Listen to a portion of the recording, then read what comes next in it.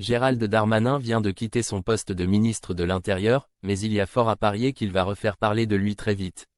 Le maire de Tourcoing est en effet un homme politique qui aspire aux plus hautes fonctions.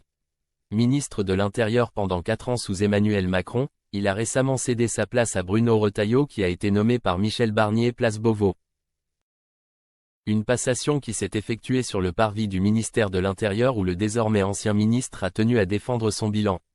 Lui qui a dû gérer de nombreuses crises étatiques a ensuite souhaité bonne chance à son successeur. Le moment pour lui de prendre un peu de répit avant de revenir dans l'arène politique plus remontée que jamais. C'est le cœur lourd que Gérald Darmanin a tourné la page de ces 4 dernières années. Le natif de Valenciennes a en effet semblé ému au moment de transmettre le témoin à Bruno Retailleau. Ce dernier a tenu un discours très ferme sur la feuille de route qu'il souhaitait suivre durant son mandat.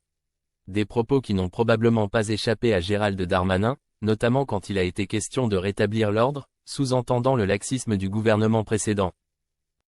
De son côté, Gérald Darmanin a tenu à mettre en avant son parcours. Celui d'un enfant de la République parti de rien. Il a par ailleurs voulu raconter l'anecdote autour du choix de son prénom au moment de sa naissance. Mon père voulait écrire Moussa Darmanin à la maternité. Il est assez évident que si je m'étais appelé Moussa Darmanin, je n'aurais pas été élu maire, je n'aurais sans doute pas été ministre de l'Intérieur.